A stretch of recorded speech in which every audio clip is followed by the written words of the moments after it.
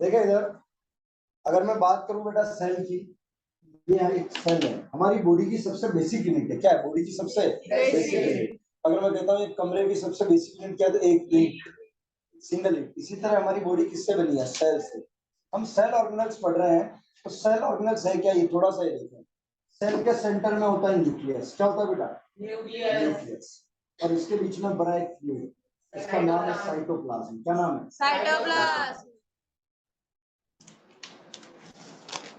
इसके बीच में cytoplasm. Clear? ठीक है।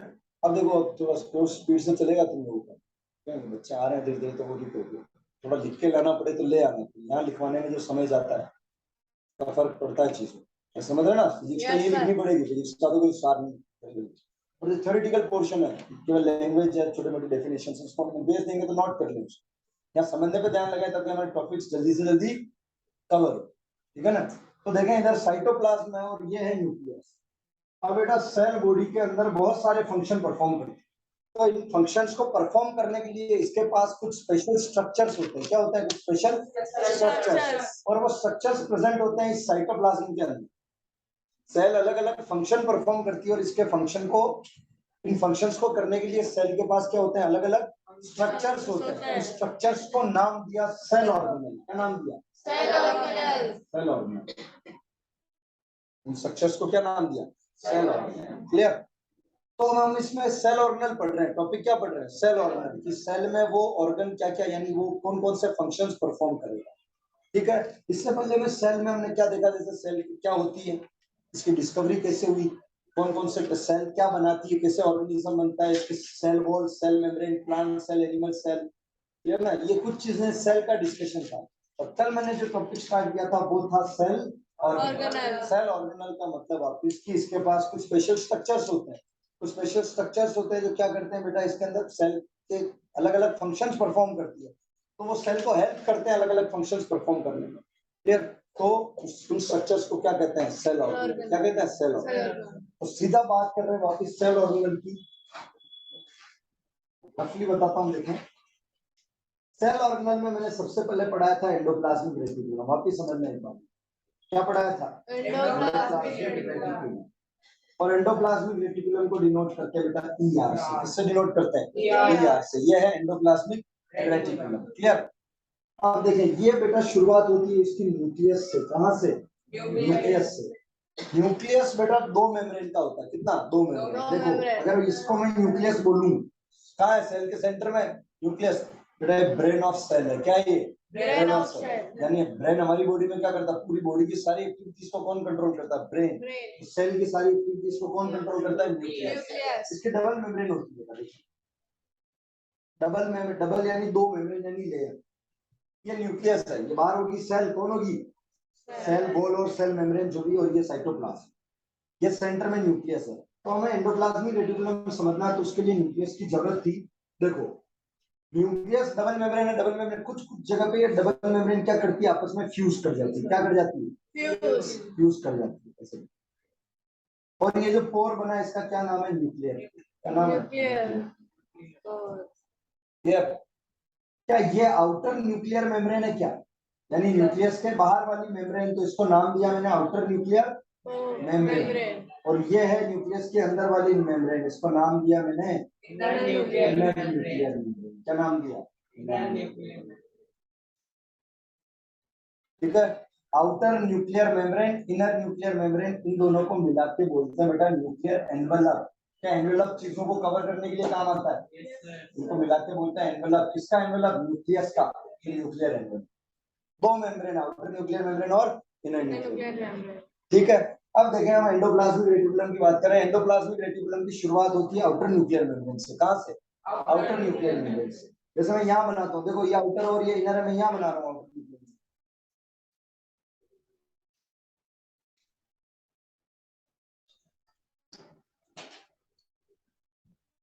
ये मैंने क्या बनाया बेटा? एक एंडोप्लाज्मिक रेटिकुलम। क्या बनाया? क्या ये ट्यूब्स की फॉर्म में है?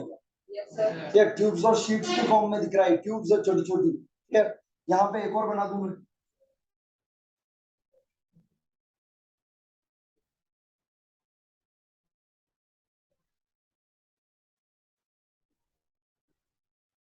ये क्या बनाया मैंने एंडोप्लाज्मिक। तो पहला पॉइंट एंडोप्लाज्मिक रेटिकुलम में समझने के लिए ये आता है कि it starts from the outer nuclear membrane. यार आउटर न्यूक्लियर मेम्ब्रेन से इसकी शुरुआत होती है, ठीक है। और ये कहाँ एक्सटेंड कर रहा है? साइटोप्लाज्म की तरफ।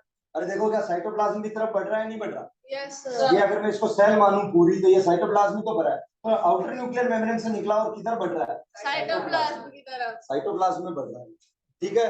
फिर अब देखो एंडोप्लाज्मिक रेटिकुलम दो तरह के हैं बेटा, एक है एससीआर, टीआर मतलब एंडोप्लाज्मिक रेटिकुलम, एक है आरईआर। एससीआर को बोलते हैं बेटा स्मूथ, और ईआर मतलब endoplasmic reticulum. Smooth endoplasmic reticulum. और आरईआर को क्या बोलेंगे? Rough, R O E G H, rough endoplasmic. हाँ स्मूथ बोलो, ये सॉफ्ट नहीं, सॉफ्ट नहीं कह सकते, स्मूथ। हाँ सर हमारे जरूरी है कि ट्यूब के मतलब जो आपने एंडोप्लाज्मिक रेटिकुलम बनाया उसे ट्यूब की नहीं, जरूरी नहीं, इसमें दो चीजें और हैं मोस्ट ऑफ द केसेस में, इसलिए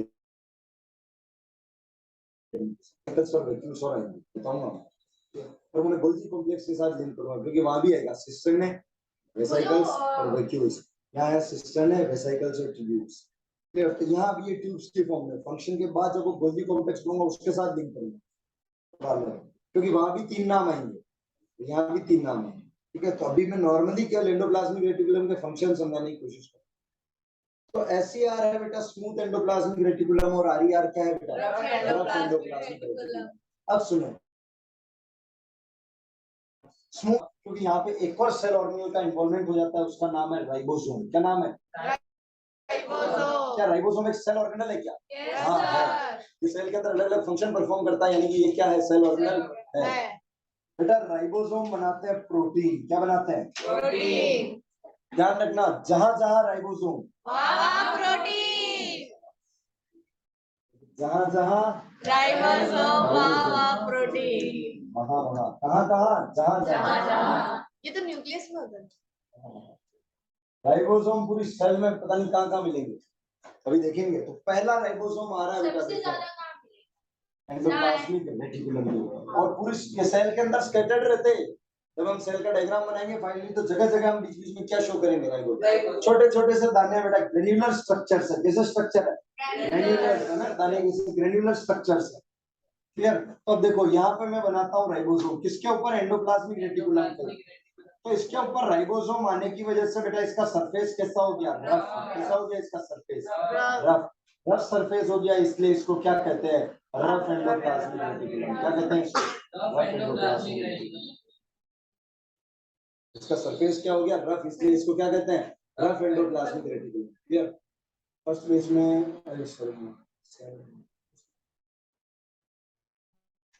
ये बना आरिया। क्लियर? क्या इसमें राइबोसोम प्रेजेंट है? नहीं है। तो इसका सरफेस कैसा है? स्मूथ। इसलिए कैसा बन गया? Smooth endoplasmic reticulum. कैसा बन गया बेटा? Smooth endoplasmic.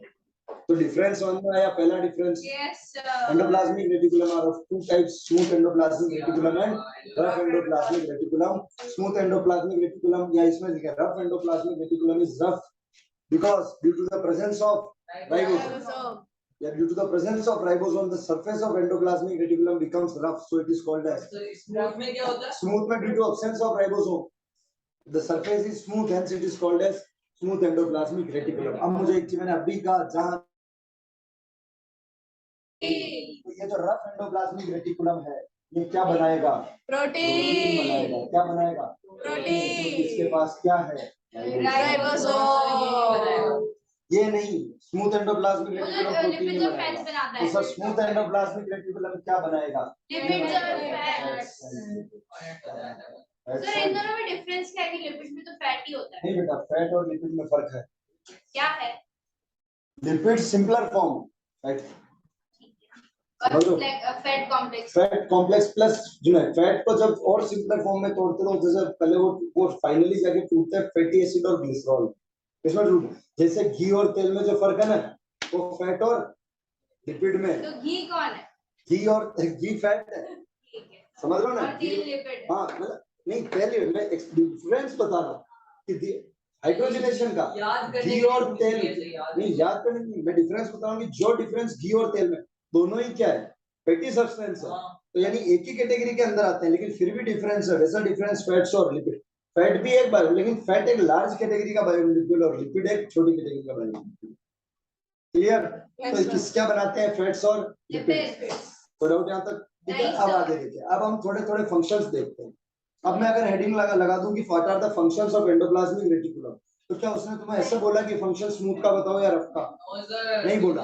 वो सिंपल सा ये कह रहा है कि what are the functions of endoplasmic reticulum. अब एंडोप्लाज्मिक रेटिकुलम का फंक्शन बताना है, तो हम उसमें सारे आर को भी मान के चलेंगे और एसईआर को भी मान के चलेंगे, बस मेंशन करते हुए चलेंगे आर एसईआर। तो ये है तो एंडोप्लाज्मिक रेटिकुलम ही, चाहे वो रफ हो या स्मूथ हो, चाहे वो रफ हो या स्मूथ हो, है तो एंडोप्लाज्मिक रेटिकुलम ही। तो सुने, पहले मैं डायरेक्टली लिखूंगा rough endoplasmic reticulum helps in protein synthesis.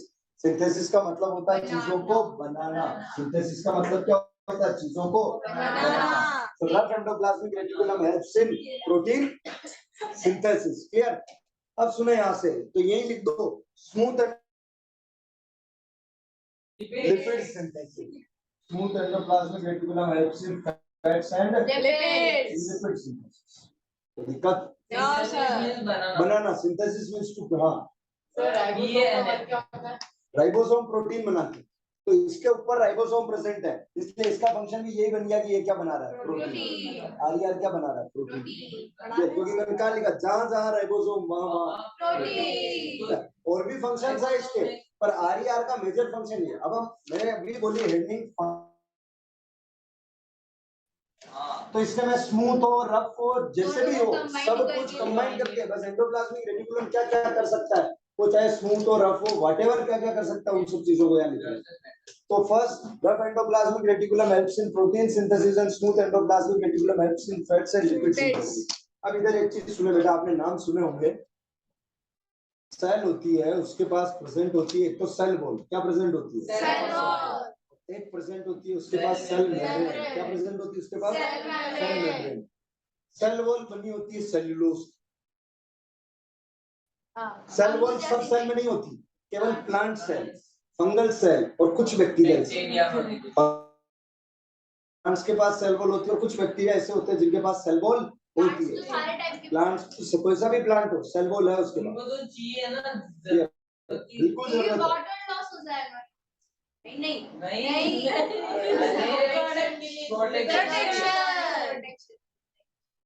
Protection के लिए, क्योंकि उनका वो है ना एनवायरनमेंट चेंज होता है। एनवायरनमेंट प्रोटेक्शन प्लस बेटा देखो, वो सेल वॉल बनी है सेल्यूलोज की, वो रिजिड है, मुझे सीमेंट की बनी है, वो सीमेंट का नाम है सेल्यूलोज। क्या नाम है? सेल्यूलोज। उसका नेचर होता है रिजिड और सेल मेम्ब्रेन का नेचर होता है फ्लेक्सिबल। अब देखो सेल मेम्ब्रेन जो है वो बनी है लिपिड्स और प्रोटीन की। किसकी? Lipids and protein. तो मतलब वो है ना उसकी बनी एससीआर की नहीं, हाँ एससीआर। लिपिड्स एंड प्रोटीन इसको कहते हैं बेटा लिपोप्रोटीन। क्या कहते हैं? लिपोप्रोटीन्स की बनी है कौन? Cell membrane. और अगर कोई पूछ ले सेल वॉल किसकी बनी है तो क्या देंगे जवाब? सेल्यूलोज या मुजा सीमेंट का, बहुत हार्ड इसकी बनी है। क्लियर? अब एक चीज ध्यान में देखें, प्रोटीन तो सेल में जगह जगह बन जाएगा क्योंकि राइबोसोम जगह जगह है। क्लियर? लेकिन लिपिड केवल यहाँ बन रहा है, और वो कौन बना रहा है? Smooth endoplasmic reticulum. क्या स्मूथ? अरे नहीं, ये तो यही न्यूक्लियस के ही रटे रहेगी, पर राइबोसोम यहाँ है, सेल में और भी कहीं होगा ना, बहुत सारी जगह। राइबोसोम पूरी सेल में स्कैटर्ड है, और कुछ ऑर्गेनल अभी और ऐसे आएंगे जिनके पास भी क्या होंगे? राइबोसोम। तो ये तो यही की है, तो प्रोटीन की तो कोई दिक्कत नहीं। मेरी सेल मेम्ब्रेन किससे बन रही? लिपिड और प्रोटीन से। तो मुझे एक चीज बताओ, लिपिड की जरूरत पड़ेगी तो क्या एससीआर हेल्प करेगा या नहीं करेगा? ये जो लिपिड और फैट बना रहा है एससीआर, क्या ये सेल मेम्ब्रेन को बनाने में हेल्प कर सकते हैं या नहीं कर सकते हैं? SER helps in the production of cell membrane. इस प्रोसेस को कहते हैं मेम्ब्रेन बायोजेनेसिस। क्या कहते हैं? Membrane biogenesis. वापिस सुने, सेल मेम्ब्रेन किसकी बनी है? लिपिड और प्रोटीन की। प्रोटीन की कोई दिक्कत नहीं क्योंकि पूरे सेल में बहुत सारी जगह राइबोसोम है, लेकिन लिपिड कहाँ बन रहा है? एससीआर के पास। कहाँ बन रहा है? एससीआर। तो ये जो लिपिड बन रहा है, क्या ये सेल मेम्ब्रेन के फॉर्मेशन में हेल्प कर सकता है क्या? Yes sir. The lipids formed by SER helps in the formation of cell membrane. This process is called as membrane biogenesis. Sir, ribosomes, lipids और fats की comparing कंपेयर में ज्यादा क्यों होते हैं? नहीं, राइबोसोम्स के स्ट्रक्चर छोटे हैं। नहीं ज्यादा हो रहा ना, वो और भी जगह मिल जाएंगे तो लिपिड्स और फैट के कंपेयर में नहीं, लिपिड्स और फैट केवल एसईआर बनाता है सेल के अंदर। तो एसईआर न्यूक्लियस अटैच है और हाँ। आईआर भी न्यूक्लियस है, तो दोनों फिर बराबर नहीं तो कुछ केसेस में राइबोसोम यहाँ अटैच हो जाते हैं और कुछ में यहाँ अटैच नहीं होते। जिनमें हो गए वो आरईआर और जिनमें नहीं हुए वो एसईआर। वो स्मूथ बन गया और जिनमें प्रेजेंट है वो रफ बन गया आरईआर। तो दूसरा एक और फंक्शन क्या हो गया, 3 फंक्शन पढ़ लिए। SCR helps in the RER helps in the protein synthesis. SCR helps in the fat and lipid synthesis. Fat and lipid synthesized by SCR helps in the formation of cell membrane called as membrane biology. Clear? अब चौथा function देखें बेटा, सुनना। क्या ये एक network system बना रहा है क्या सेल के अंदर? बड़ा सा। क्लियर? जैसे अगर ये सेल है तो ये सब फैला हुआ सेल में एक नेटवर्क सिस्टम बना रहा है। तो ये क्या करता है बेटा, चीजों को एक जगह से दूसरे जगह में ट्रांसपोर्ट कराने में भी हेल्प करता है। किसमें हेल्प करता है? ट्रांसपोर्ट कराने। इसमें कराने में हेल्प करता है। साथ में इसको सहयोग देगा गोल्जी बॉडी, गोल्जी कॉम्प्लेक्स। कौन देगा? Golgi complex. यार ये चार apparatus भी होता है। हाँ, गोल्जी एक ही है साथ। गोल्जी केविलियो गोल्जी, उसी के नाम पे रख दिया। होती क्या चीज है? सेल ऑर्गेनल है, सेल ऑर्गेनल है। देखिए गर्ड, Golgi body, endoplasmic reticulum, lysosome, ये सब आपस में हेल्प करते हैं एक दूसरे की। तो ये एंडोप्लाज्मिक रेटिकुलम, लाइसो अलग है, लाइसो अलग है बेटा। ये राइबोसोम है, वो लाइसोसोम है। ये बताओ। तो सुने यहाँ से फंक्शन, ये एक नेटवर्क सिस्टम बना रहे हैं, यानी कि ये सेल के अंदर एक ट्रांसपोर्टिंग चैनल या ट्रांसपोर्ट सिस्टम कोई बोल रहा है, which is the transport system of cell? Endoplasmic reticulum. क्या आंसर जाएगा? Endoplasmic reticulum, it is the transport system of. कोई दिक्कत? Endoplasmic reticulum. ठीक है। अब सुनिए, ये चीजों का ट्रांसफर, ये इसके ऑलमोस्ट के सारे फंक्शंस है। 4-5 फंक्शंस हो गए। पहला, RER helps in protein synthesis, SER helps in fats and lipid synthesis. The fats and lipid synthesized by SER helps in the formation of cell membrane called as membrane biogenesis. Clear? फिर अगला, it forms a network in the cell and also called as transport system of the cell. Helps in the transportation of substance from one cell organelle to between the different cell organelles. अगर किसी cell organelles के बीच में कुछ exchange कराना हो तो वो किसका काम है? एंडोप्लाज्मिक रेटिकुलम का। अरे ये चाहे वो रफ हो या स्मूथ हो, ट्रांसपोर्ट तो सभी करेंगे क्योंकि ट्रांसपोर्ट सिस्टम बना रहे हैं। हम एक और फंक्शन सुने यहाँ, मेडिसिन, ड्रग्स या अल्कोहल लेते हैं तो वो डाइजेस्ट होता है बेटा हमारे लीवर में। कहाँ होता है? लीवर। वो चीज स्टमक से सीधी एब्जॉर्ब हो जाती है। क्या हो जाती है? सीधी एब्जॉर्ब हो जाती है। जैसे हमने अल्कोहल, ड्रग्स लिए तो स्टमक से तो एब्जॉर्ब हो गई, कहाँ हो गई? सीधी ब्लड में। अब ब्लड में उससे वो कहाँ जाएगी? लीवर में। और लीवर उनको क्या करता है? डाइजेस्ट, यानी कि उसका करता है डिटॉक्सिफिकेशन। ब्लड में ड्रग्स प्रेजेंट, ड्रग्स मतलब मेडिसिन की बात कर रहा हूं। किडनी ब्लड को फिल्टर करती है, तो डाइजेस्ट ड्रग्स को तोड़ना पड़ेगा सिंपलर फॉर्म में। तो कहते हैं ना, ड्रिंक ज्यादा करते हैं लीवर खराब होता है। किडनी से पहले किसमें इफेक्ट आएगा? लीवर। फैटी लीवर की कंडीशन आ जाएगी, उसे कहते हैं hepatomegaly. First stage, second stage, third stage में लीवर। हिपेटोमेगाली, लीवर में फैट का डिपोजिशन होने लग जाता है। किसका डिपोजिशन? ओवरडोज ऑफ अल्कोहल, किसी भी वजह से हो, मेडिसिन की वजह से भी हो सकता है। प्लस ओबेसिटी भी एक रीजन है किसका? Fatty liver. पेशेंट है तो वो भी तो मेडिसिन ले रहा है, उसका लीवर भी डैमेज होने की पॉसिबिलिटी नहीं, जो मेडिसिन ले रहा है पर वो देखो, अल्कोहल, प्योर अल्कोहल और एक मेडिसिनल पर्पस में अलग चेंज हो जाता है। समझ रहे हो ना? और थोड़ी अल्कोहल हमारे लिए होता है या फिर हानिकारक? नहीं, सुने, पोस्ट करो। टिश्यू बनाती है, टिश्यू में लीवर एक ऑर्गन है, तो लीवर की सेल का जो एसईआर है उसमें वो क्या कर रहा है बेटा? ड्रग्स का डिटॉक्सिफिकेशन कर रहा है। ड्रग्स का क्या कर रहा है? डिटॉक्सिफिकेशन। तो एक फंक्शन लिख सकते हैं कि the SER of liver cells, SER मतलब smooth endoplasmic reticulum of liver cells, helps in detoxification of drugs. Helps in detoxification of, detoxification करना मतलब उस ड्रग्स को सिंपल और सिंपलर फॉर्म में तोड़ना। और सिंपलर, तुमने मेडिसिन ली है तो बेटा, जैसे किसी का हेडेक हो रहा है, उसने मेडिसिन ली तो उसमें जो सॉल्ट है वो उस टारगेट ऑर्गन तक पहुंचना भी तो चाहिए। हेडेक हो रहा है, मेडिसिन ली, वो कहता ना गोली ली और वो सीधा दिमाग में, सेरोटोनिन का ऐड आता था, वो पानी लेता था और वो सीधा दिमाग में पहुंचा दिया और वो असर कर दिया टेबलेट। सेरोटोनिन का एक ऐड आता था, पानी में डाल के उसने ली और जैसे ली वो पानी सीधा दिमाग में, अरे ऐसे नहीं, पहले स्टमक से कहाँ जाएगा, ब्लड में, ब्लड पूरी बॉडी में घूम रहा है। तो वो सेरोटोनिन में ऐसे केमिकल्स है जिसके रिसेप्टर कहाँ पर, हेडेक की टेबलेट अलग होती है, पेट दर्द की अलग होती है, क्यों, कुल टेबलेट में जो सॉल्ट्स है उनके रिसेप्टर वहीं वहीं प्रेजेंट है बॉडी में, वो इसी तरह से डिजाइन की जाती है टेबलेट। तो तुमने हेडेक की जो टेबलेट ली उस मेडिसिन में जो सॉल्ट है, जो केमिकल है, उसके रिसेप्टर कहाँ प्रेजेंट है, ब्रेन में।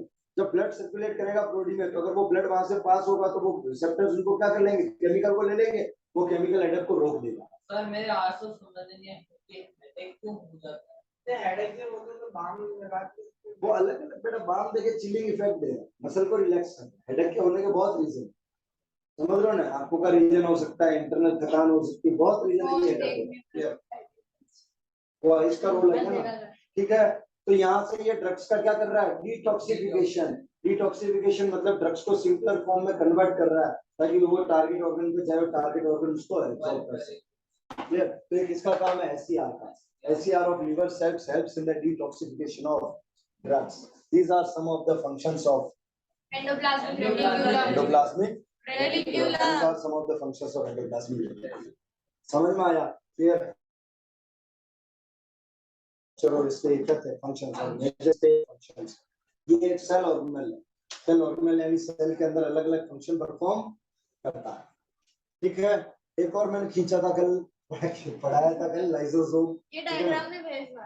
हाँ वो तो नोट्स में सब आ जाएगा। ये वाला फिर ये तो फोटो ले लो इसको, किसी पाओ को या मैं खींचता हूँ। ये तो वेरी रिकॉर्डिंग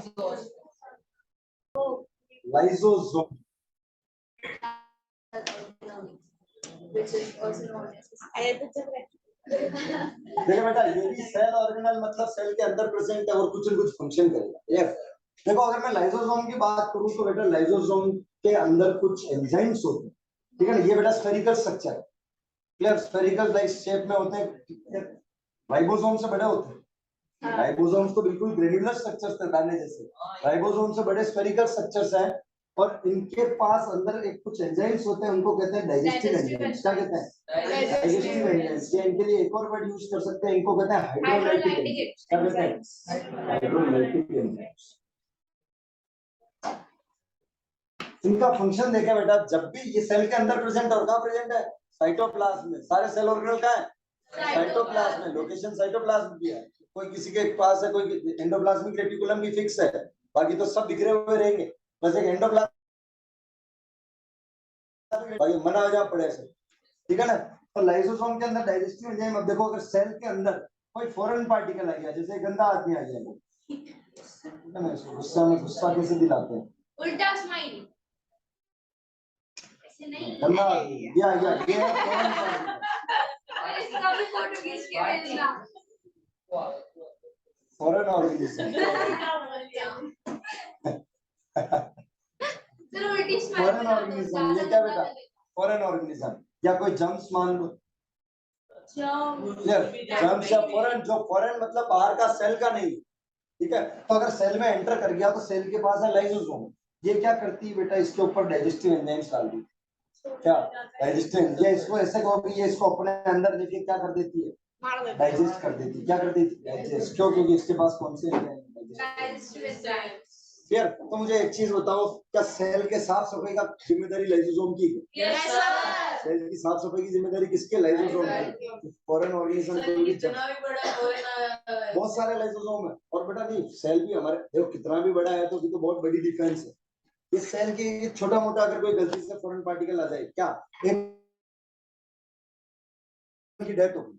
माइटोकॉन्ड्रिया एक ही नहीं होता, बहुत सारे होंगे, राइबोसोम बहुत सारे होंगे। कुछ राइबोसोम क्या हो गए, डेथ होगी, कुछ राइबोसोम्स बताए ना भाई कितने सारे थे। अगर कुछ राइबोसोम्स की डेथ होगी तो ये उनको भी क्या करेगी, डाइजेस्ट करा देगी। उनको भी क्या करा देगी, डाइजेस्ट करा देगी। तो सेल की साफ सफाई की जिम्मेदारी किसकी, लाइसोसोम की। क्लींसिंग कौन करता है, सेल। कोई सेल ऑर्गेनल पुराना हो गया, डेथ हो गई, कोई फॉरेन पार्टिकल अंदर आ गया, उन सबको साफ करने का काम, यानी उनको सबको डाइजेस्ट करने का काम किसका है, उनका सबका काम क्या। सेल की डेथ होती है तो इस सेल की डेथ तो देखो कैसे होगी, समझ में आया ना। इसके बाद कंटेन्स सम डाइजेस्टिव एंजाइम और हाइड्रोलाइटिक एंजाइम्स। यार इसके फंक्शन जैसे कि if any foreign organism enters inside the cell, lysozyme digest that foreign organism with the help of digestive enzyme. It also clears the cell by removing the dead cell organelles. कि ऐसे cell organelles जिनकी death हो चुकी है, mitochondria बहुत सारे, ribosome बहुत सारे, काम ही नहीं आ रहे, साफ सफाई डेड होगी, इन सबको क्या करेगा? डाइजेस्ट। क्लियर? अब एक स्पेशल केस आता है, डेड होगी तो उनको रिमूव कर देगा। अब एक स्पेशल केस आता है कि अगर किसी केस में सेल डैमेज हो जाए, क्या हो जाए? सेल डैमेज हो जाए। क्लियर? तो ये लाइसोसोम क्या करता है बेटा? बर्स्ट हो जाता है। क्या हो जाता है? बर्स्ट, यानी फूट जाता है। अब फूटेगा तो क्या ये सारे डाइजेस्टिव एंजाइम पूरे सेल में फैल जाएंगे? पूरी सेल में फैल जाएंगे तो पूरी सेल को इंक्लूडिंग न्यूक्लियस, कोई परवाह नहीं करते इनके सामने कौन है कि न्यूक्लियस हमारा ब्रेन था, एक बार रिलीज हो गए अगर सेल के अंदर। टीम होती है ना, टीम ही है, मतलब जो हाँ जी, बहुत सारे लाइसोसोम अकेला नहीं है। मैं जितने भी सेल ऑर्गेनल पढ़ा रहा हूँ बहुत सारे, सबके नंबर एक से ज्यादा है। एक सेल में तो एक ही होगा। नहीं, किसने कहा? बहुत सारे, माइटोकॉन्ड्रिया डबल है, क्लोरोप्लास्ट है, न्यूक्लियस सिंगल है, cell membrane cell wall single है, बाकी सब मेरे राइबोसोम सेंटर में आता है ना, सेल ब्रेन ऑफ सेल वो सिंगल है, बाकी एंडोप्लाज्मिक रेटिकुलम डबल होंगे, कोई स्मूथ कोई रफ, कितने सब डबल। तो डाइजेस्ट एंड सेल डैमेज, ठीक है। देखो इसमें एक चीज जरूर आगे जाके 11 में कॉम्प्लेक्सिटी आती है कि जो गोल्जी कॉम्प्लेक्स है और जो एंडोप्लाज्मिक रेटिकुलम है, ये सिंगल बताता हूँ 11 एंडोप्लाज्मिक रेटिकुलम और गोल्जी कॉम्प्लेक्स को कैसे बताता हूँ? सिंगल। क्लियर? पर ये चीज गलत है, ये एनसीईआरटी ने फिर करेक्ट कर दिया है। पहले ये 2015-16 की बात थी और 2018 में पहली होगी वो, क्योंकि पेपर में क्या होता था, जब पीएमडी का पेपर आता था तो उसमें तो आंसर बच्चा सही लगा के आता, वो मानती है एनसीईआरटी में आंसर गलत है, फिर उसमें 12th में भी ऐसी कुछ गलतियां, कुछ मॉडिफिकेशन हो, तो सब क्या है? सिंगल सिंगल, सब क्या है? सिंगल। गोल्जी कॉम्प्लेक्स सिंगल है, केवल न्यूक्लियस सिंगल है, बाकी सब डबल, बाकी सब डबल है। डबल मतलब एक से ज्यादा, 10 15 20 बनो जितने, पर न्यूक्लियस सिंगल है, बाकी सब डबल है। तो ध्यान से देखें, ऐसा केस जिसमें सेल डैमेज होगी तो उसमें लाइसोसोम क्या करता है? खुद को बर्स्ट कर देता है। क्या कर देता है? खुद को बर्स्ट। अब जैसे ही बर्स्ट करेगा केस के सारे डाइजेस्टिव एंजाइम क्या होंगे? पूरी सेल में फैल जाएंगे, वो पूरी सेल को क्या कर देंगे? डाइजेस्ट कर देंगे। पूरी सेल को क्या कर देंगे? डाइजेस्ट। इसीलिए लाइसोसोम को सुसाइडल बेड के नाम से भी जाना जाता है। किस नाम से? Suicidal bed. ये देखो बेटा, साइड का मतलब होता है मारना, साइड का मतलब मारना। पेस्टिसाइड, पेस्टिसाइड ऐसा केमिकल जो पेस्ट को मारे। इंसेक्टिसाइड ऐसा केमिकल जो इंसेक्ट को मारे। फंगिसाइड ऐसा केमिकल जो फंगस को मारे। साइड का मतलब क्या होता है? मारना। सू मतलब सेल्फ, खुद को मार दिया, तो ये वर्ड क्या यूज करते हैं? सुसाइड। क्या ये लाइसोसोम उसी सेल का था? इसमें खुद की सेल को क्या? अच्छा बेटा, खुद की सेल मरी तो अब ये सर्वाइव कर पाएगा क्या? सेल का ब्रेन ही खत्म, न्यूक्लियस खत्म, साइटोप्लाज्म खत्म, तुम कहाँ रहोगे? यानी इसने सेल के साथ साथ खुद को भी बस कर। देखो इसको सुसाइडल डेथ क्यों कहते हैं? सबसे पहले इसने खुद को मारा और क्या हुआ? फूट गए। पहले सेल फूटेगा, नहीं, पहले ये बस हुआ, पहले खुद को मारा इसने, पहुंचेगा सेल को तो ये फूटेगा। हाँ, सेल को डैमेज पहुंचा, सेल की डेथ नहीं हुई थी, सेल डैमेज हो गई। बस डैमेज होना मतलब ये नहीं कि वो मर गई, सेल की डैमेज हो गई। कुछ स्पेशल केसेस में तो उन केसेस में लाइसोसोम को लगता है खतरा, भैया वो कहते हैं ना कि यार अब आर्मी ज्यादा आ गई, अब मैं नहीं संभाल सकता, तो क्या करो? सेल को ही खत्म कर दो। कि कोई मेरी सेल की बॉडी, देखो बॉडी की एक सेल खत्म हो गई, पर एक भी इन्फेक्ट हो गई तो इन्फेक्शन आगे बढ़ेगा। अब ऐसी केस हो गई कि कोई ऐसा पैथोजन आ गया जो भारी पड़ रहा था सेल पे, उसमें सेल को डैमेज कर दिया, तो ये अंदर ही अंदर क्या हो जाएगा? बर्स्ट। न रहेगी सेल और न रहेगा पैथोजन, कि मेरा इन्फेक्शन तो नहीं हो। समझ रहे हो ना? आर्मी भारी पड़ गई तो क्या किया इसने? वही बम फोड़ दी, तो इंफॉर्मेशन बाहर नहीं जाए, सेल की इंफॉर्मेशन कहीं लीक नहीं हो, तो ये क्या हो जाता? बर्स्ट हो जाता। बर्स्ट होते सारे केमिकल फैल गए, बर्स्ट हो गया, इसलिए इसको क्या बोला? Suicidal death. क्या बोला इसको? Suicidal death. When the cell gets damaged, the lysosome bursts itself and the digestive enzyme are spread all over the cell, digesting the complete cell. So it is called as suicidal death. पूरी cell को क्या करते हैं बेटा? Digest कर देते हैं, इसलिए इसको क्या कहते हैं? Suicidal death. समझ में आया? ये है लाइसोसोम। ये क्या है? लाइसोसोम।